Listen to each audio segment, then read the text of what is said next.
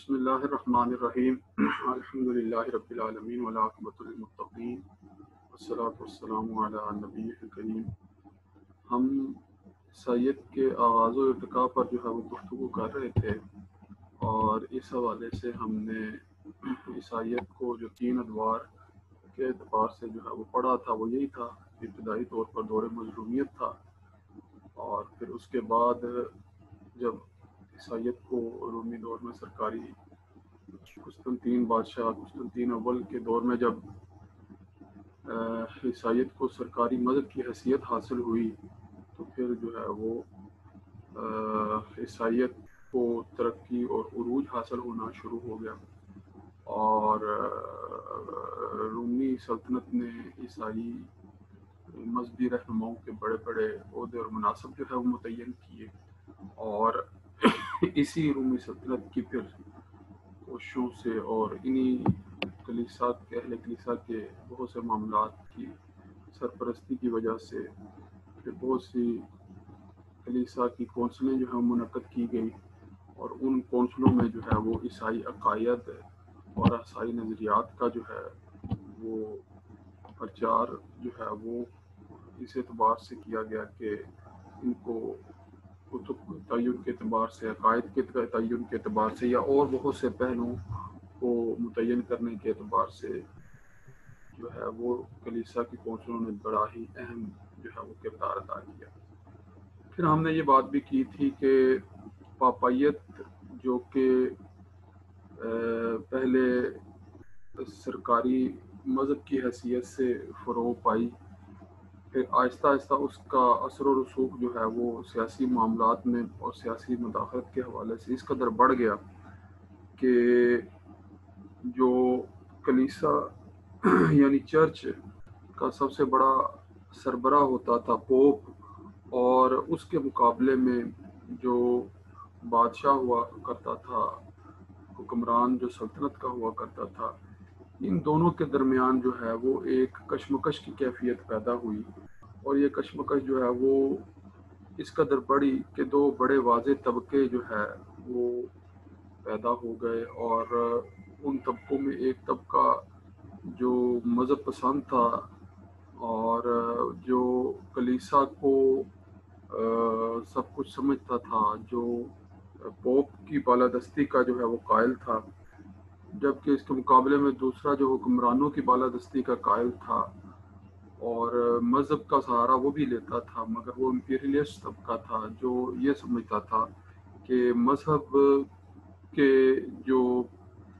ماننے والے ہیں وہ ہم بھی ہیں، مگر یہ ہے کہ جو مذہبی افراد ہیں، جو مذہبی عہدوں پر فائز ہیں، وہ لوگ حکومتی معاملات کو صحیح نہج پر استوار کرنے میں فعال کردار ادا نہیں کر پا رہے یا کر سکتے۔ ان کے پاس جو ہے وہ حکومت چلانے کا تجربہ نہیں ہوتا، لہذا حکومت کرنا جو ہے وہ ان کا حق نہیں ہوتا، جبکہ اس کے مقابلے میں جو اہل مذہب تھے وہ خدائی حق سمجھتے ہوئے حکومت کو بھی جو ہے وہ اپنی جو ہے وہ حق کی حیثیت سے جو ہے وہ اختیار کرتے تھے۔ تو بہرحال پھر اس کے بعد جو یہ کشمکش تھی چرچ اور اسٹیٹ کے درمیان، اس میں ابتدائی طور پر تو چرچ ہی کو جو ہے وہ کامیابی حاصل ہوئی، اور چرچ کے جو بڑے بڑے عہدے داران تھے انہوں نے ہی حکومت کو عرصہ دراز تک جو ہے وہ سنبھالے رکھا، اور اس ضمن میں ان کا جو بھی بس چلا انہوں نے کیا، اپنی خواہش، اپنی مرضی، اپنی منشا کے مطابق جو ہے وہ حکومتی معاملات جو ہے وہ اختیار کیے، اور مخالفت میں اگر سیکولر امپیریلسٹ طبقے کی طرف سے کسی بھی قسم کی جو تحریک تھی یا کسی بھی قسم کا رد عمل تھا یا کسی بھی قسم کی کوئی تدبیر اختیار کی جاتی تھی، تو اس کا جو ہے وہ ابتدائی حیثیت میں بڑا جہاں فشانی سے انہوں نے مقابلہ کیا، اور بعد ازاں پھر جب ان کی حکومت اور بالادستی جو ہے وہ مضبوط ہوئی تو انہوں نے اس طبقے پر جو ہے وہ بڑا ظلم بھی روا رکھا، اور ان کی مخالفت میں ان کو بہت سی تکالیف سے، بہت سے مظالم سے جو دوچار بھی کیا تھا۔ تو اس اعتبار سے تو جو ہے وہ چرچ کی جو حکومت تھی وہ کوئی مثالی حکومت کے طور پر جو ہے وہ سامنے نہیں آئی۔ بہرحال امپیریلس طبقہ جو تھا انہوں نے اپنی مخالفت برقرار رکھی، اور 14ویں صدی عیسوی کے آغاز ہی میں یورپ میں قومی بادشاہتوں نے جب زور پکڑا تو نظام جاگیرداری جو کہ کلیسا کے زور اور قوت کا ذریعہ تھا وہ پھر 14ویں صدی عیسوی میں آہستہ آہستہ کمزور پڑنا شروع ہو گیا، اور اسی عرصے میں مختلف اسباب کے تحت یورپ میں جو تحریکیں چلی ان میں ایک ابتدائی تحریک روشن خیالی، اور پھر جو بعد میں آہستہ آہستہ جو کہہ لیں کہ رینیسانس کی تحریکوں میں بدل گئی، جسے نشت ثانیہ کی تحریکات بھی جو ہے وہ کہتے ہیں۔ ان تحریکات نے جب اپنے اثرات دکھانے شروع کیے تو عوام الناس کے ذریعے، یعنی عوام الناس کے اندر ان کی ذہنی اور فکری بیداری کے لیے ان تحریکات کو جو ہے وہ بڑا عمل دخل ہے حاصل ہے، ان تحریکات کی وجہ سے، یعنی روشن خیالی اور اعتدال پسندی والے نظریات اور نشت ثانیہ کے اندر جو ادوار گزرے یورپ کے، یعنی آپ یہ سمجھ لیں کہ دوسری 14ویں صدی عیسوی سے جس کا آغاز ہوا تھا اور 15ویں اور 16ویں صدی عیسوی میں جو عروج پر پہنچ چکی تھی تحریکیں، ان میں آپ کہہ لیں کہ پروٹیسٹنٹ کی تحریک بھی شامل ہے، جو بعد میں پھر مارٹن لوتھر نے جس کا آغاز کیا تھا، اور بعد میں جس نے پھر کہہ لیں کہ اہل مذہب کا بالکل ہی جو ہے وہ تختہ الٹ کے رکھ دیا تھا۔ ان تحریکات نے کس طرح سے ذہنی اور فکری بیداری کا کام کیا، اس عیسائی معاشرے کے اندر پوپ کے اثرات کو کس طرح سے جو ہے وہ ختم کیا، اس حوالے سے آپ جو ہے وہ مختصراً یہ بات ضرور ذہن میں رکھیں کہ لوگوں کے اندر مذہب کی وجہ سے اہل مذہب کی مذہبی رہنماؤں کی جو عقیدت تھی، جو ان کے ساتھ وابستگی تھی، وہ والہانہ نوعیت کی تھی، اور اس میں ہر طرح کی جو ہے وہ ہر طرح کی اطاعت کے حقدار جو ہے وہ اہل کلیسا ہی جو ہے وہ سمجھے جاتے تھے، اور اہل کلیسا کا جو رویہ تھا، جو سلوک تھا عام لوگوں کے ساتھ، وہ اس قدر جو ہے وہ کہہ لیں کہ ظالمانہ تھا کہ جس کی وجہ سے لوگ آہستہ آہستہ ان کے طرز عمل سے متنفر ہوتے چلے گئے، اور وہ لوگ جو سمجھتے تھے کہ مذہب کو اہل مذہب نے جو ہے وہ صحیح معنوں میں اختیار نہیں کر رکھا، اور اہل مذہب جو ہیں وہ مذہب کا استعمال کر کے لوگوں کو جو ہے وہ اپنا مطیع اور فرما بردار بنا کر ان کا ناجائز استعمال کرتے ہیں، اور ان کی اس اطاعت کو جو ہے وہ غلط طور پر بیان کرتے ہیں۔ یہ ساری باتیں جو ان کے ذہنوں میں آہستہ آہستہ پیدا کیں اور ان کو مضبوط بنایا، اس میں جو ہے وہ روشن خیال طبقے کا جو ہے وہ بڑا کردار تھا، اور یہ کہتے تھے کہ جو بغیر سوچے سمجھے اہل کلیسا کے سامنے لوگوں نے سر تسلیم خم کر رکھے ہیں، تو یہ رویہ، یہ طرز عمل جو ہے وہ درست نہیں ہے، اور وہ خود ایسا کرنے کے لیے تیار نہیں تھے۔ اگر ہم تاریخی طور پر دیکھیں تو دو بڑے نام جو ہیں وہ ہمارے سامنے آتے ہیں، جن میں ایک میکاولی ہے اور دوسرا مارٹن لوتھر۔ یہ وہ افراد ہیں جن کو جدید عیسائیت کی دنیا میں ترقی پسند یا روشن خیال افراد میں شمار کیا جاتا ہے، اور نشت ثانیہ میں ان کا بڑا کردار جو ہے وہ شمار کیا جاتا ہے۔ یہ جدید عیسائیت میں مصلحین کی حیثیت سے جو ہے وہ جانے جاتے ہیں۔ انہوں نے پوپ کے اختیارات کو چیلنج کیا، اور کلیسا کے غیر معمولی اختیارات کا جو ہے وہ کو نہ تسلیم کرتے ہوئے اس کے خلاف جو ہے وہ بڑے پیمانے پر آواز اٹھائی، اور ان کی آواز کے ذریعے سے، ان کی تحریکی کوششوں کے ذریعے سے لوگوں کے اندر یہ شعور پیدا ہوا کہ یقیناً جو ہے وہ مذہب ایک ایسی چیز ہے، ان کے نزدیک کہ مذہب ایک ایسی چیز ہے کہ جو افیون کی طرح لوگوں کے قلب و ذہن پر اثر انداز ہوتی ہے، اور لوگ جو ہیں وہ پھر بغیر سوچے سمجھے اطاعت و فرما برداری پر لگ جاتے ہیں۔ لہٰذا مذہب کے اس غیر معمولی اختیار کو جو ہے وہ ختم ہونا چاہیے، اور لوگ جو ہیں وہ اپنے فیصلے خود کریں، اپنے فیصلوں کو ذمہ داری سے خود جو ہے وہ پورا کریں۔ تو یہ شعور جو ابھرا ان کے اندر، جس کی وجہ سے ان کے نزدیک اب اقتدار کا جو ہے وہ سرچشمہ وہ کلیسا نہیں بلکہ سیکولر بادشاہ ہونا چاہیے، یعنی تمام عوامی طبقوں کی رہنمائی کرنے والا، عوامی خواہشات کا کی امنگ کا جو ہے وہ ترجمان ایسا بادشاہ ہونا چاہیے جو مذہب کی بنیاد پر حکومت کرنے والا نہ ہو۔ وہ یہ بھی کہتے تھے کہ اگر آپ ان دونوں افراد کے نظریات کا مزید تحقیق سے مطالعہ کریں تو وہ صرف یہ نہیں کہتے تھے کہ مذہب پسند ہوں افراد اور مذہب کے ساتھ جو ہے وہ ان کا تعلق ہو اور کلیسا سے جڑے ہوئے ہوں، ایسے افراد ہی جو ہیں وہ حکومت کرنے کے حقدار ہیں۔ وہ نہ تو مذہبی لوگوں کو جو ہے وہ اس کا حقدار سمجھتے تھے، اور نہ ہی وہ جو ہے وہ سیکولر پہلوؤں کو بھی بہت بڑے پیمانے پر اختیار کرنے والوں کو، یعنی بالکل مذہب کا انکار کرنے والوں کو یا مذہب کو ایک عضو معطل سمجھنے والوں کو اس کا حقدار سمجھتے تھے۔ وہ کہتے تھے کہ دونوں ہی جو ہے وہ اقتدار اعلیٰ کے مالک نہیں، چاہے ان کے اندر میں سے کسی کو بھی حکومت حاصل ہو، اقتدار اعلیٰ کا مالک ان دونوں میں سے کوئی نہیں ہے، بلکہ وہ کہتے تھے اقتدار اعلیٰ کا اصل سرچشمہ جو ہے وہ عوام ہے۔ حکومت وقت کو صرف عوام کی خواہشات کا جو ہے وہ آئینہ دار ہونا چاہیے، اور معاملات زندگی کی تنظیم اس ڈھنگ سے ہونی چاہیے کہ جس کا مطالبہ اس ملک کے عوام کریں۔ اب یہ جو عوامی اقتدار اعلیٰ کا تصور ہے، اس تصور کی وجہ سے پھر جو ہے وہ جمہوری طرز عمل اور جمہوریت کے طرز پر قائم کی جانے والی حکومتوں کی داغ بیل ڈالی گئی۔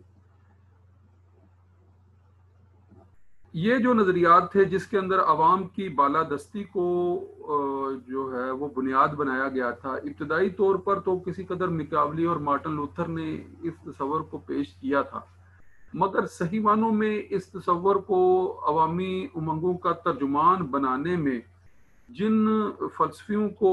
بڑے پیمانے پر کوٹ کیا جاتا ہے یا جن فلسفیوں کا نام لیا جاتا ہے، اس میں جان ہابز ہیں، لاک اور روسو۔ یہ وہ بڑے بڑے عیسائیت کے خلاف، یا کہہ لیں کہ چرچ اور کلیسا کی بالادستی کے خلاف سر اٹھانے والے، یہ وہ بڑے نام سمجھے جاتے ہیں، جان ہابس، لاک اور روسو۔ یہ وہ ایسے نام سمجھے جاتے ہیں کہ جنہوں نے اپنے نظریات کے ذریعے صحیح معنوں میں عوام کے اندر جو ہے وہ مذہب پسند طبقے کے خلاف بھی، اور پاپائیت کے خلاف بھی، اور جاگیردارانہ نظام کے خلاف بھی، اور بادشاہت کے خلاف بھی بڑے پیمانے پر ذہن سازی کا کام کیا، اور پھر وہ معاشرے جو کبھی بادشاہت، کبھی سرمایہ دارانہ نظام، کبھی جو ہے وہ جاگیردارانہ نظام کے تسلط کی وجہ سے تنگ آ چکے تھے، اب وہ سارے کے سارے عوامی امنگوں کے ترجمان بن کر سامنے آنا شروع ہوئے۔ اور آپ سمجھیں کہ 18ویں صدی عیسوی میں اور پھر 19ویں صدی میں اس پہلو کو عروج حاصل ہو گیا کہ لوگ جو ہیں وہی اقتدار اعلیٰ کے مالک ہیں، اور عوام کے اوپر عوام ہی کے نمائندوں کو حکومت کرنے کا حق حاصل ہے، اور عوام ہی اپنے لیے نمائندے منتخب کریں گے، اور پھر عوام ہی ان نمائندوں کو اتارنے کے لیے یا ان کو تبدیل کرنے کے لیے کوئی بھی لائے عمل اور کوئی بھی طریقہ اختیار کر سکتے ہیں۔ اس بنیاد پر جس حکومت کو فروغ حاصل ہوا وہ جدید جمہوری حکومتیں جو ہیں وہ کہلائیں، اور آپ ان جدید جمہوری حکومتوں کو یہ کہہ سکتے ہیں کہ جدید عیسائیت جو ہے وہ اب ان جمہوری حکومتوں کے رنگ میں جو ہے وہ سامنے آئی، جس میں مذہب کو صرف ایک نجی معاملے کے طور پر جو ہے وہ اختیار کیا گیا ہے۔ مذہب ذاتی زندگی کے اندر کوئی بھی کسی بھی حیثیت میں اختیار کرے وہ کر سکتا ہے، مگر کسی سیاسی یا معاشی یا بڑے پیمانے پر معاشرتی معاملات کے تعین میں یا ان کی جو ہے وہ ان کی انتظامی معاملات کی تعبیر کے لیے مذہب پسند یا مذہبی طبقے کو جو ہے وہ کسی قسم کی بالادستی یا کسی قسم کی جو ہے وہ مذہبی طبقے کو کسی قسم کی سیاسی برتری جو ہے وہ حاصل ہونے نہیں دی جائے گی یا نہیں حاصل ہوگی۔ جی آپ نے جو ہے وہ ہاتھ کھڑا کیا ہے، تو کوئی سوال ہے تو پوچھ لیجئے۔ جی سوال پوچھنا چاہتے ہیں؟ کسی اسٹوڈنٹ نے ہاتھ کھڑا کیا تھا، میرے خیال میں چیک کرنے کے لیے کیا ہوگا ہاتھ کھڑا۔ چلیں، اگر کسی نے سوال کرنا ہو تو دوران لیکچر ہی وہ مائک کو ان میوٹ کر کے سوال پوچھ سکتا ہے۔ جب میری بات ختم ہو رہی ہو تو ساتھ ہی وہ مائک ان میوٹ کر کے اگر سوال کرنا چاہے تو سوال کر سکتا ہے۔ تو ہاں، وہ کہہ رہے ہیں غلطی سے ہو گیا تھا، تو کوئی نہیں، میں نے یہ اوپن آپشن رکھی ہوئی ہے، اوپن آفر رکھی ہوئی ہے کہ اگر آپ کوئی سوال کرنا چاہیں تو ہاتھ بھی کھڑا کر کے میسج میں لکھ سکتے ہیں، اور اگر جو ہے وہ مائک کو ان میوٹ کر کے ساتھ ہی پوچھنا چاہیں تو پوچھ سکتے ہیں۔ آخر میں اس موضوع کے اعتبار سے جو ایک اہم بات ہے وہ یہی ہے کہ جدید دور میں عصر حاضر میں عیسائیت جو ہے وہ کس اعتبار سے جو ہے وہ اپنائی گئی ہے۔ تو یہ بات بھی سمجھیے گا، یہ بات بڑی اہم ہے کہ جدید دنیا کے اندر آبادی کے لحاظ سے اگر دیکھا جائے، عصر حاضر میں دیکھا جائے، تو دنیا میں سب سے زیادہ جس مذہب کے ماننے والوں کی آبادی کے اعتبار سے تعداد ہے وہ عیسائیت ہی ہے، اور اس مذہب کے جو پیروکار ہیں ان کی سب سے زیادہ تعداد تو یورپی ممالک میں ہی ہے، اور پھر امریکہ میں یہ بات ہے، مگر تقریباً دنیا کے دیگر خطوں میں اور دنیا کے ہر ملک میں ایک تعداد جو ہے وہ متعدد تعداد جو ہے وہ ان لوگوں کی ملتی ہے، دنیا کے ہر ملک میں تقریباً ملتی ہے، شاید ہی کوئی دنیا کا ملک ہو جہاں عیسائی آبادیاں موجود نہ ہو۔ تو اس اعتبار سے اگر دیکھا جائے تو دنیا میں آبادی کے اعتبار سے تو عیسائی جو ہیں وہ سب سے زیادہ ہیں، اور اس کی ایک وجہ جو ہے وہ یہ ہے کہ عیسائی مشنری جو ہیں وہ بہت سرگرم ہیں، وہ اپنی مشنری سرگرمیاں جو ہے وہ مسلسل جو ہے وہ برقرار رکھتے ہیں، قائم رکھتے ہیں، اور ان کو اختیار کیے رکھتے ہیں، اور ان سرگرمیوں کی وجہ سے عیسائیوں کے ہاں جو عیسائیت کا جو دعوتی پہلو ہے اس کو اختیار کرنے کی وجہ سے بہرحال یہ دنیا میں بہت بڑے پیمانے پر جو ہے وہ پھیلتے رہتے ہیں، ان کا مذہب جو ہے وہ پھیلتا رہتا ہے اور لوگ عیسائیت کی طرف راغب ہوتے رہتے ہیں۔ اور ان کی جو سرگرمیاں ہیں اس حوالے سے اگر دیکھا جائے تو پاکستان میں بھی جو ہے وہ ان کی سرگرمیاں جو ہے وہ نظر آتی رہتی ہیں، اور اپنی تبلیغی سرگرمیوں کو جو ہے وہ جاری کیے رکھتے ہیں، چرچ کے ذریعے سے اپنے پیغام کو پھیلانے میں اقدامات جو ہے وہ کرتے رہتے ہیں۔ اور اس حوالے سے عیسائی اپنی جو کتب ہیں مذہبی کتابوں، بالخصوص جو ہے وہ انجیل کے نسخے کروڑوں کی تعداد میں بڑے پیمانے پر چھپواتے ہیں اور پوری دنیا میں بڑے پیمانے پر مفت تقسیم کرتے ہیں تاکہ لوگ جو ہیں وہ عیسائیت کی تعلیمات کی طرف جو ہیں وہ آئیں۔ ایک اور پہلو جو ہے وہ ان کا تبلیغ کرنے کا جو پوری دنیا میں پھیلا ہوا ہے وہ عیسائیت کی جو تبلیغ ہے وہ شفائیہ انداز میں کرنا، یعنی شفائیہ اجتماع منعقد کرنا، ایسے اجتماع منعقد کرنا کہ جس کے اندر لوگوں کو بڑے ہی حیرت انگیز طریقوں سے یہ دکھایا جائے کہ ہم جو ہے وہ بڑی بڑی بیماریوں کا، ناممکن امراض کا علاج کر سکتے ہیں۔ لوگوں کے سامنے جو ہے وہ ان کے جو عیسائی مبلغ ہیں وہ بڑے طریقے سے پہلے سے پلانڈ شدہ انداز میں مریض لوگوں کو جو ہے وہ لا کر ان کو بظاہر ایسے لگتا ہے کہ یہ پہلے بڑے مریض تھے، ان کا علاج ناممکن تھا، پھر جو ہے وہ اپنی روحانی طاقت سے ان کا علاج کر کے دکھا کر لوگوں کے سامنے جو ہے وہ داد بھی وصول کرتے ہیں، اور اس طریقے سے لوگوں کو اپنے مذہب کی طرف بھی بلاتے ہیں۔ وہ یہ ثابت کرنے کی کوشش کرتے ہیں کہ بیماروں کو، معذوروں کو، اپاہجوں کو، اندھوں کو ہم روحانی علاج کے ذریعے درست کر سکتے ہیں، اور اس اعتبار سے اکثر یہی دیکھا گیا ہے کہ یا تو یہ پہلے سے کچھ پلانڈ کوئی نہ کوئی سٹیج ڈرامہ کر کے دکھاتے ہیں، یا پھر یہ اگر پلانڈ نہ بھی ہو تو کسی ایسی چیز کو کر کے دکھاتے ہیں کہ جو عمومی طور پر مختلف طریقوں سے، مختلف علاج کے طریقوں سے جو ہے وہ کوئی اتنی بڑی بات نہیں رہ گئی ہوتی سائنٹیفکلی، وہ باتیں جو ہے وہ درست ہوتی ہیں، مگر یہ ان کو اپنے کرتب کے انداز میں پیش کرتے ہیں، جس سے لوگ متاثر ہوتے ہیں اور سمجھتے ہیں کہ یہ واقعی روحانی طور پر لوگوں کا علاج کر رہے ہیں۔ تو اکثر عیسائی پادریوں کا یہ اس طرح سے علاج کرنا محض دعویٰ ہی ہوتا ہے، اس کا حقیقت سے تعلق تو کوئی نہیں ہوتا، مگر بہرحال بڑے بڑے اجتماعات قائم کرنا، شفائیہ اجتماعات کو دکھا کر ان میں خود ساختہ بیماروں کو بٹھا کر، اپنی طرف سے بیماروں کو بٹھا کر، پھر ان کا لوگوں کے سامنے ان کو علاج کر کے جو ہے وہ ان کو درست دکھا کر لوگوں کو اپنی طرف مائل کر رہے ہوتے ہیں، مگر بہرحال لوگ جو ہیں وہ پھر ان کی جو ہے وہ کرتبوں کو جو ہے وہ جان کر پھر ان سے متنفر بھی ہوتے ہیں۔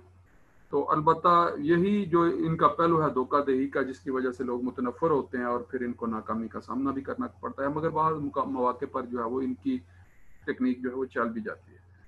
تو دوسرا ایک اور ان کا جو ہے وہ عیسائیت کو پھیلانے کا پہلو یہ بھی ہے کہ یہ غریب ممالک کے اندر بڑے بڑے فنڈز دیتے ہیں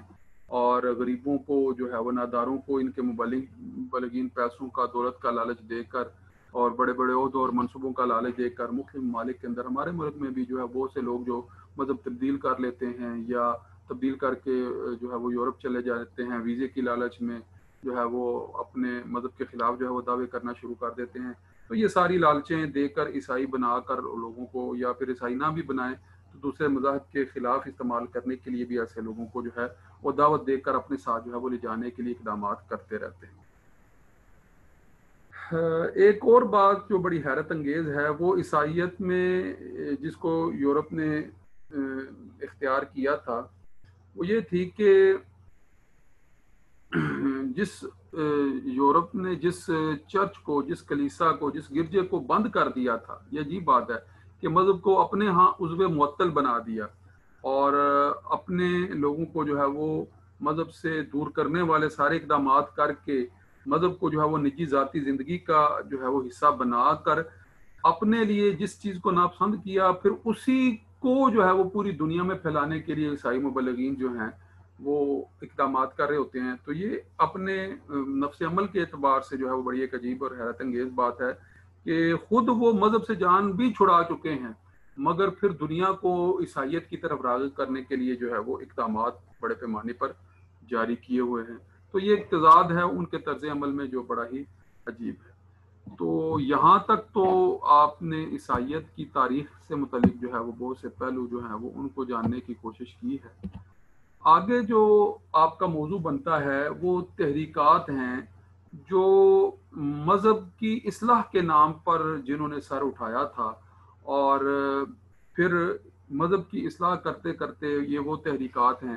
کہ جو جدید سیکولر طبقے کو حکمران بنانے میں تو کامیاب ہو گئیں، مگر مذہب کی جس اصلاح کا بیڑا اٹھایا تھا انہوں نے، شاید وہ اصلاح جو ہے وہ اس طرح سے کہہ لیں کہ لوگوں کے اندر سرایت نہ کر سکی، یا کسی قدر سرایت کر بھی گئی، مگر بہرحال وہ اصلاح کے نام پر جس کہہ لیں کہ تبدیلی یا جس انقلاب کو لانے میں کامیاب ہوئے تھے، وہ انقلاب، وہ تبدیلی یہی تھی کہ لوگ جو ہے وہ مذہب سے بیزار ہو گئے، مذہب جو ہے وہ جو تحریکات تھیں جو نشت ثانیہ کے دور میں یعنی رینیسانس کے دور میں جن کی بنیاد پڑی تھی، اور جن کے تحریکات کے عروج کے بعد جو ہے وہ یورپ میں یہ انقلاب آ گیا بالخصوص کہ وہ مذہب کو چھوڑ کر اب جو ہے وہ جدید سائنٹیفک سرمایہ دارانہ جمہوری کیپٹلسٹ اپروچ کے ساتھ جو ہے وہ دنیا کو آگے بڑھانے کے لیے اقدامات کرنے میں کامیاب ہوئے۔ ان تحریکوں کی بنیاد کیسے پڑی، وہ تحریکیں کیا تھیں، اور ان تحریکوں کی وجہ سے جو ہے وہ کیا کیا تبدیلیاں آئیں، اور ان تحریکوں کا آغاز کرنے والے کون تھے۔ ان تحریکوں میں ایک بڑی تحریک جو ہے وہ پروٹیسٹنٹ تحریک تھی، اور اس پروٹیسٹنٹ تحریک کی تفصیلات کیا ہیں آج مزید جو ہے وہ تھوڑی سی باتیں ہم اس سے متعلق کر لیتے ہیں۔ یہ بات آپ اپنے ذہن میں رکھیے گا کہ مغربی ممالک میں تاریخ کے مختلف ادوار میں کلیسا کے اختیارات اور اس کی کارگزاریوں کے خلاف باقاعدہ جو تحریک چلتی رہی، عیسائیوں میں بہت سے مفکرین نے کلیسا کے اختیارات کو جو باقاعدہ چیلنج کیا اور انہیں کتاب مقدس کی اصل تعلیمات کے برعکس قرار دیا، یعنی वो ईसाई पादरी जो पोप के मनसब पर फायज थे, वो जिन तालीमात की दावत दे रहे थे, इनका ये दावा था बुनियादी तौर पर कि वो तालीमात असल जो इंजील या अहदनामा जदीद के या किताब मुकद्दस की कुतुब के अंदर जो बातें बयान की गई हैं, ये जदीद आमाल जो हैं, ये पोप के अपने इख्तियार करदा आमाल जो हैं, ये बिल्कुल उन तालीमात के बरक्स हैं, बिल्कुल उनके खिलाफ हैं। ये एक ऐसा चैलेंज था कि जिसने पोप के जो तसल्लुत है उसको बिल्कुल ख़त्म करने में बड़ा बुनियादी किरदार अदा किया। तो इस तसल्लुत को कायम हुए जो इतना अरसा गुजर चुका था, सदियों पर यह मुहित तसल्लुत था, इसको एक बड़ी ज़रब जो है वो अहद जदीद ही में आप यूं कह लें कि जदीद दौर में ही इसको जो ज़रब पड़ी है वो इतनी ज़बरदस्त ज़रब थी कि इसकी फिर जो है वो ताब यूरोपी माशरा जो है वो ना ला सका और आहिस्ता आहिस्ता जो है वो इनकलाब की तरफ जो है वो गामजन हुआ। प्रोटेस्टेंट कहते किसे हैं, पहले ये बात भी समझ लेनी चाहिए। प्रोटेस्टेंट का मानी जो है वो एहतजाजी मसीही है। प्रोटेस्ट करने वाला, एहतजाज करने वाला प्रोटेस्टेंट, वो मसीही, वो ईसाई जो अपने ही मजहबी अफराद के खिलाफ एहतजाज करता है इस बुनियाद पर कि उसके बालादस्त हुक्मरान, उसके मजहबी लोग जो हैं वो मजहब की वजह से जिन इख्तियारात को हासिल कर चुके हैं वो इख्तियारात पोप की असल बुनियादी तालीमात के खिलाफ और बरक्स हैं। वो असल ईसाई या असल किताब मुकद्दस की तालीमात के खिलाफ है। अगर इसकी तारीफ एक किताब में जो लिखी है उसको देखें तो वो ये कहते हैं, एहतजाजी मसीही वो किसको कहते हैं कि a Christian who is neither a Roman Catholic नार अ ग्रीक ऑर्थोडॉक्स, यानी वो ईसाई जो ना रोमन है, रोमन कैथोलिक से ताल्लुक रखता है और ना ही यूनानी ऑर्थोडॉक्स से उसका कोई ताल्लुक है। प्रोटेस्टेंट किसको कहते हैं? प्रोटेस्टेंट उसको कहते हैं कि जो फर्द ईसाई तो है मगर वो ना ही उसका ताल्लुक ईसाइयत के कदीम तरीन फिरका जो कि रोम से ताल्लुक रखता था और उसको रोमन कैथोलिक कहते थे, जो कि कदीम रवायत पसंद तबका शुमार होता है, ना ही प्रोटेस्टेंट का ताल्लुक जो है वो उससे है। और ना ही जब ग्रीक के अंदर यानी यूनान के अंदर जब ईसाइयत को फ़रोग हासिल हुआ था और वहाँ पर जिस फ़िरके ने उरूज हासिल किया था जो कि यूनानी ऑर्थोडॉक्स कहलाते थे, ना ही इस फ़िरके के साथ ताल्लुक़ है। यानी ये ईसाई दुनिया के दो बड़े फ़िरके जो पूरे, वैसे तो ईसाइयत के अंदर बेपनाह फ़िरके हैं और उनकी तादाद बहुत ज़्यादा है। आगे आइंदा एक टॉपिक में ईसाइयत के फ़िरकों का हम तफसील से भी जायज़ा लेंगे। मगर प्रोटेस्टेंट जो है वो आप समझ लें कि ये जदीद दौर के तरक्की पसंद ईसाई हैं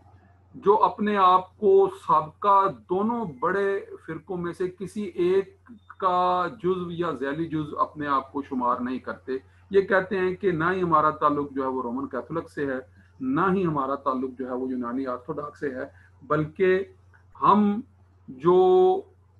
मजहब पसंद तबका अपनी तालीमात से मुनहरिफ हो गया है, जो किताब मुकद्दस के मुताबिक, इंजील के मुताबिक जो है वो अब अमल दरामद नहीं कर रहा है, हम उसके खिलाफ जो है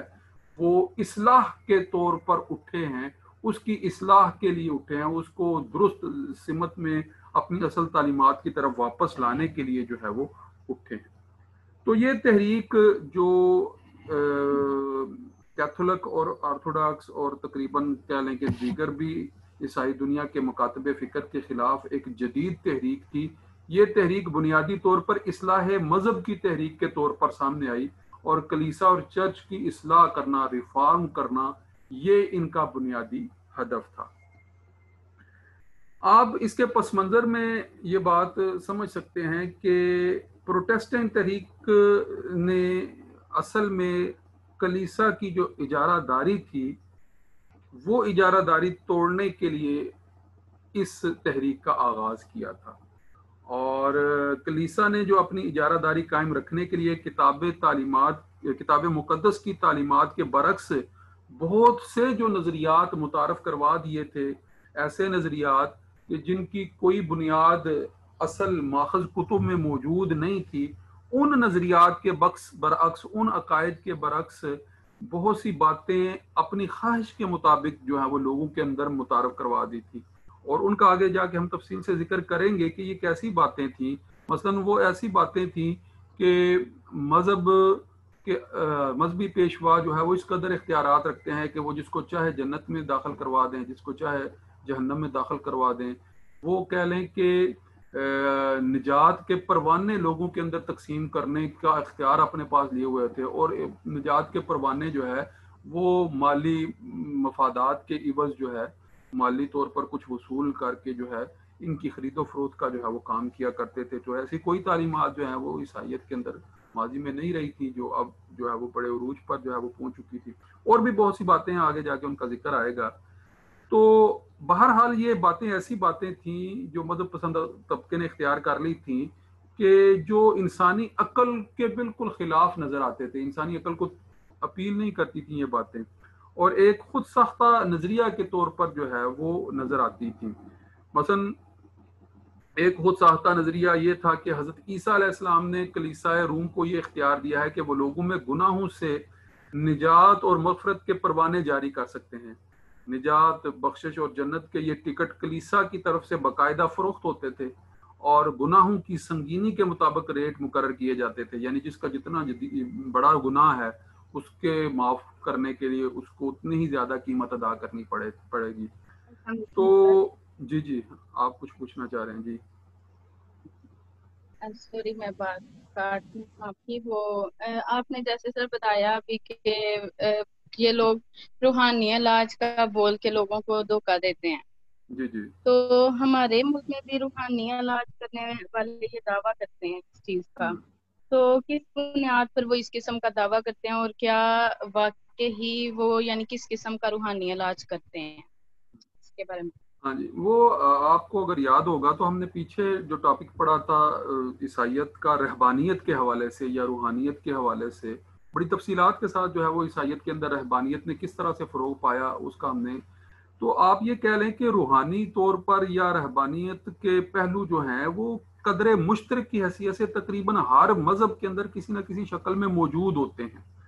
کیونکہ یہ انسانی نفسیات کے ساتھ ان کا تعلق ہوتا ہے، یعنی روحانی پہلو کا یا آپ کہہ لیں کہ رہبانی پہلو کا یہ انسانی نفسیات سے تعلق ہوتا ہے، اور انسان اپنے اندر اپنے جو ہے وہ قلب و روح کے اپنے اندر نفس کے سکون کے لیے بہت سے اقدامات کرتا رہتا ہے اور اس دوڑ میں لگا رہتا ہے۔ تو یہ انسان کی فطرت یا کہہ لیں یا انسان کی جبلت میں جو کچھ چیزیں ہیں کہ وہ اپنی روحانی تسکین چاہتا ہے، تو ہر مذہب کے اندر اس میں یہ قدر مشترک کے طور پر ہر مذہب کے اندر یہ باتیں موجود ہوتی ہیں کہ جو مذہبی رہنما ہیں ان کو روحانی طور پر تشفی اور تسلی اور تسکین کے حصول کا جو ہے وہ سبب جو ہے وہ سمجھا جا رہا ہوتا ہے، اور سمجھ ہوتا بھی ہے کسی حد تک۔ اس میں جو ہے وہ کہہ لیں کہ یہ نہیں ہے کہ اس میں بالکل اس کا انکار کیا جائے، یہ انکار کیا نہیں جا سکتا کیونکہ بہت سے پہلو اس میں موجود ہیں۔ بہرحال آپ نے چونکہ اس کو ظاہری طور پر مذہب اسلام اور دین اسلام کے پہلو کے ساتھ منسلک کیا ہے، تو اس اعتبار سے جو ہے وہ تھوڑی بات ہے تو بڑی تفصیلی، ابھی آپ کا جو ہے وہ 1-1.5 منٹ رہ گیا اس میٹنگ کا، مگر میں مختصراً ایک بات جو ہے وہ آپ کے سامنے رکھ دیتا ہوں، پھر کل چلیں آئندہ جو ہے وہ اس کو تفصیل سے بھی دیکھ لیں گے کہ عیسائیت کے اندر جو روحانی طور پر یا نفسانی طور پر جن پہلوؤں کو اختیار کر لیا گیا تھا وہ ان تعلیمات پر مبنی تھے جو ان کی اپنی خواہشات نفس کے اوپر مبنی تعلیمات تھی۔ اگر آپ کو دین اسلام کے اندر یہ پہلو نظر آتا ہے تو آپ اس کو اس اعتبار سے ضرور دیکھیے گا کہ اس کے بنیادی اصول اور اس کی بہت سی بنیادی باتیں اگر قرآن و حدیث کی بنیاد پر ہیں تو قرآن اور حدیث جو ہیں وہ پھر اتھینٹک سورس ہیں، وہ جدید مغربی عیسائیت کے پاس ایسے کوئی مستند سورس نہیں ہے، بلکہ وہ اپنی خواہشات نفس کے مطابق جو ہے وہ بہت ساری چیزیں متعین کر چکے ہیں۔ تو یہ ایک بہت بڑا فرق ہے اسلامی تعلیمات کے اندر اور کسی بھی اور مذہب کی تعلیمات کے اندر، کہ ہمارے پاس جو تعلیمات ہیں وہ اب بھی ویسی ہی محفوظ ہیں جیسی کہ وہ ابتدا میں نازل ہوئی تھی۔ تو منزل منلہ ہونے کی حیثیت سے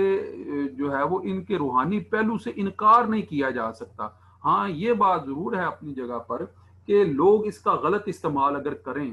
کہ کسی کے پاس جو ہے وہ یہ صلاحیت اور یہ اہلیت نہ ہو اور وہ اس اہلیت کا استعمال کر کے لوگوں کو گمراہ کرے، جو کہ عیسائیت کی دنیا کے اندر بڑے پیمانے پر ہو رہا تھا، اور کسی قدر ہم اپنے بھی معاشرے میں دیکھتے ہیں کہ یہ ہو رہا ہوتا ہے، اس میں کوئی شک نہیں ہے، مگر اس کا مطلب یہ نہیں ہے کہ اس کی حقیقت نہیں ہے۔ حقیقت کچھ نہ کچھ ہے جس کی وجہ سے یہ چیز جو ہے وہ معاشروں کے اندر موجود ہوتی ہے، مگر